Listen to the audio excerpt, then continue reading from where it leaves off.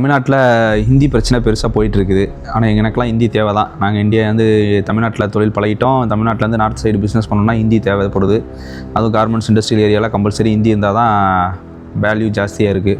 ஆனால் எங்களுக்கு ஹிந்தி நாங்கள் போய் இப்போ படிச்சுக்கிற அளவுக்கோ இதுன்ற அளவுக்கோ டைம் இல்லை. நீங்கள் இப்போ ஸ்கூல் ஆரம்பிச்சிங்கன்னா இப்போ இருக்கும்போது ஹிந்தி கற்றுக்க முடியும். வேண்டாம், என்னோட இந்தியன் போஸ்ட் ஆஃபீஸ் இருக்குது, சென்ட்ரல் கவர்மெண்ட் தேவைப்படுறவங்க இந்தியன் போஸ்ட் ஆஃபீஸில் வரவு செலவு பண்ணுறாங்க, இல்லாதவங்க பேங்க்கில் பண்ணிக்கிறாங்க. ரெண்டாவது இந்தியன் ரயில்வே, விருப்பப்பட்டால் இந்தியன் ரயில்வேல ஏதாவது ட்ரெயினில் யூஸ் பண்ணுறாங்க, இல்லையா தமிழ்நாடு அரசு போக்குவரத்து கழகத்தை யூஸ் பண்ணிக்கிறோம். மூணாவது இதோடலாம் மாசான ஒன்று பாஸ்போர்ட் ஆஃபீஸ், அதையும் நீங்கள் தான் வச்சுருக்கிறீங்க. அதுவும் தேவைன்னா நாங்கள் உங்களை தேடி தான் வர்றோம். அதே மாதிரி ஹிந்திக்கு நீங்கள் ஒரு யூனிட் கொண்டு வந்துருங்க. தமிழ்நாட்டில் தேவைப்படுறவங்க ஹிந்தி கற்றுக்கணும்னு நினைக்கிறவங்க ஆட்டோமேட்டிக்காக ஹிந்தி கற்றுக்குவாங்க.